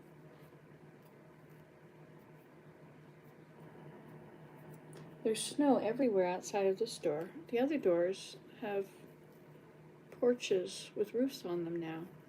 We never had roofs over the porches. We never had porches. We had a woodshed. I went right out of the door into the woodshed. I am now sitting in the woodshed. Actually, I probably am sitting where the rose bushes were. Right outside of the woodshed.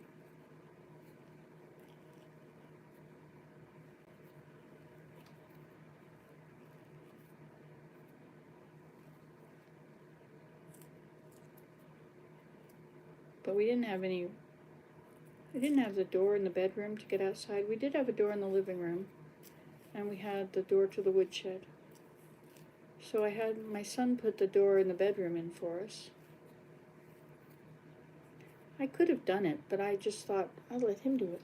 I'd like him to do it. And he did.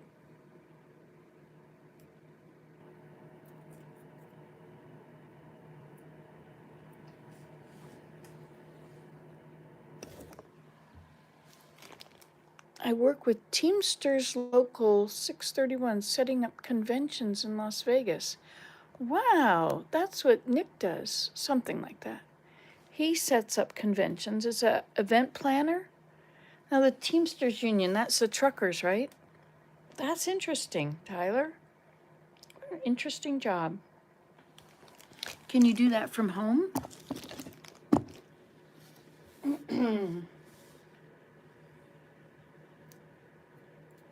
I haven't heard from Grateful lately. Now and then. Last winter, I heard from him a lot. I guess people have different time schedules and different things, jobs they have to do at different times, and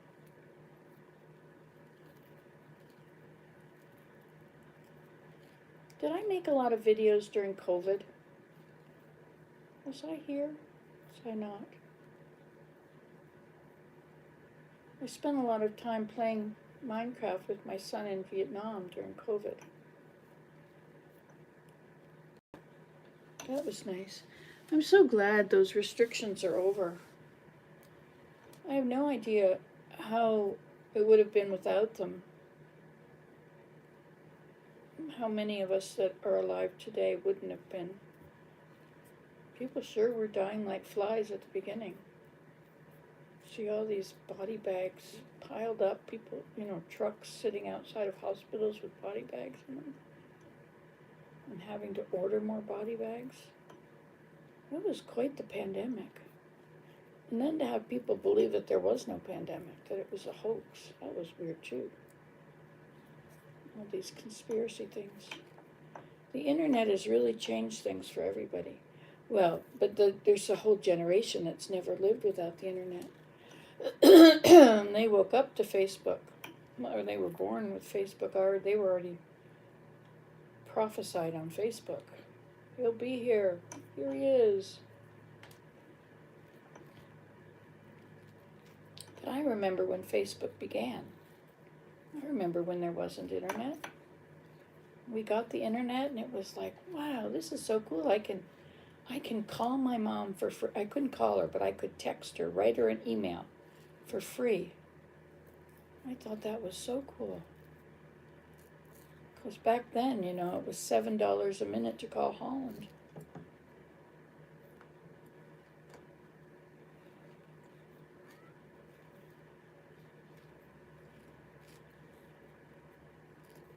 So he's coming back. I wonder if my other glasses will work. I think I better go get them and bring them in here and leave them here. It hurts my neck to always be bending my head backwards.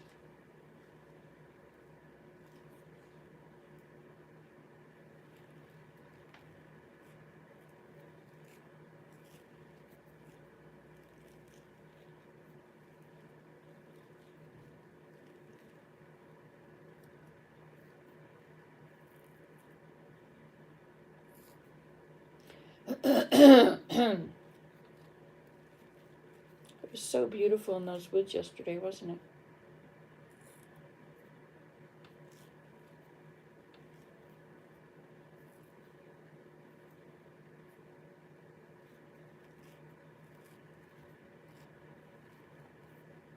Maybe instead of starting at Deer Meadow, I should go down to the moat and start at Iceberg Pond.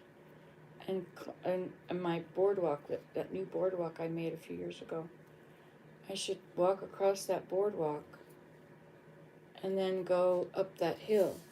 And then from that hill, I can see where I can go to that trail that I see from there. And I can make all that live video from there. And then I'll come back this way and check out the Deer Meadow when I get back.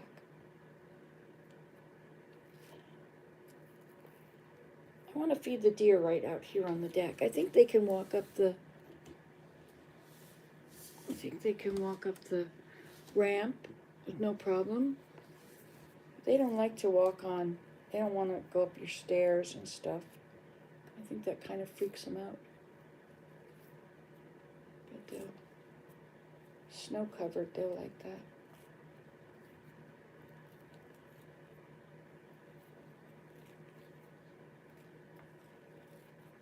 But I don't want the birds to come because old kitty cat here will have dinner.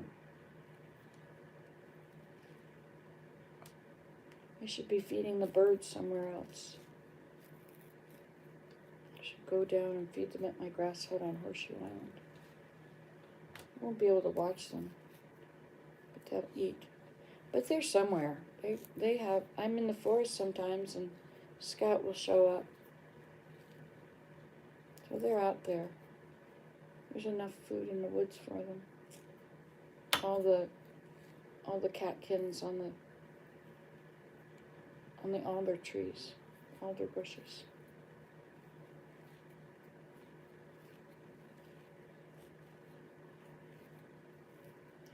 A lot of the alders are damaged now because of the storm. It bent them all over, and they're not going to stand back up.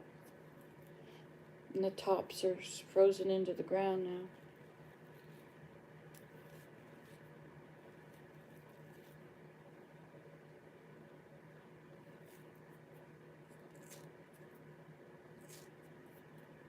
Oh, it's so pretty out there. This is a great view. I think I'll take that lamp and I'll put that lamp out there and put it so I can shine it in there in the evenings. I can sit here and watch that beauty out there.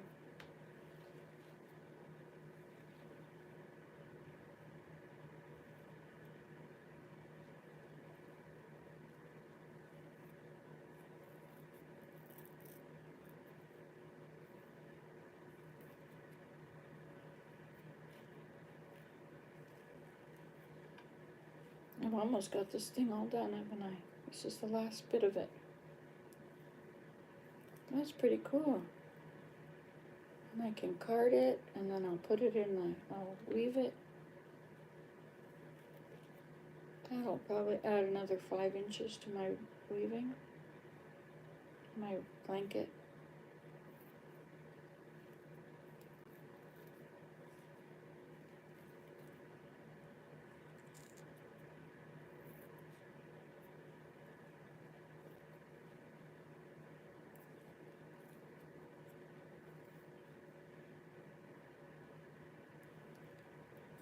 It was so nice to lay down on the grass in my teepee yesterday. I left it there and I covered it with the plastic bags that I had pulled it down there with.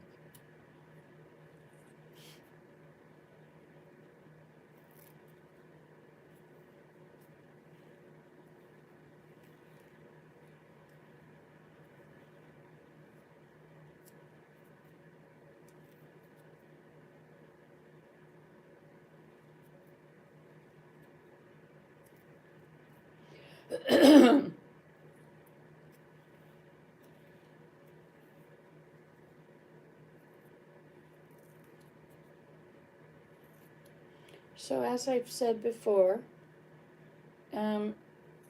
if you want to know what's gone on for the length of time we've been here, just go to the description and go down to show transcript. And the transcript should show you if there's anything worth looking at, anything that I was talking about that you wanted to hear. I mean, if you just want to sit here and watch me pull wool, that's okay too. Look at that. It's it. I did it. Lots of more bits that need to be done in there, but it's done. See, this is the view. Let me turn it around and show you this way so I can see what you're looking at.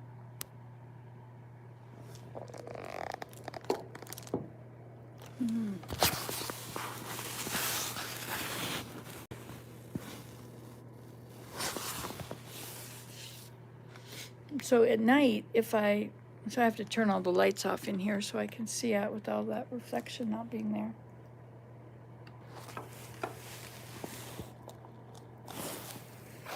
But it's beautiful out there.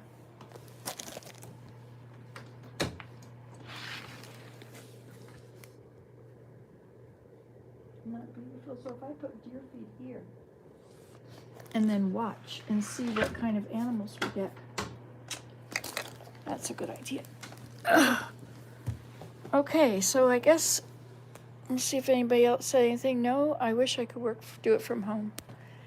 Well, it's nice to see everybody again. So I will talk to you later. Well, maybe I'll check this first because you already were watching for this before. We started this a long time ago.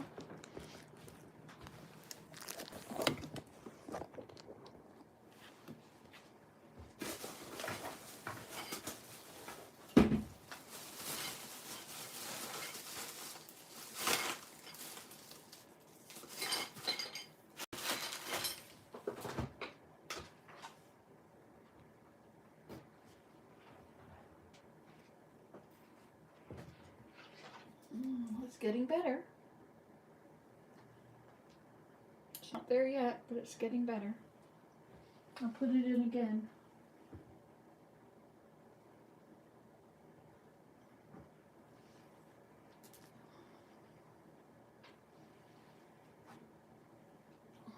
It's amazing. This was just solid black.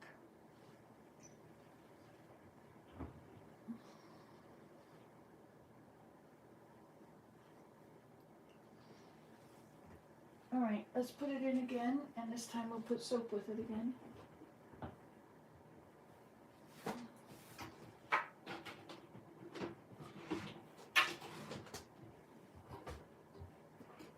And put it on wool. 55 minutes. Okay.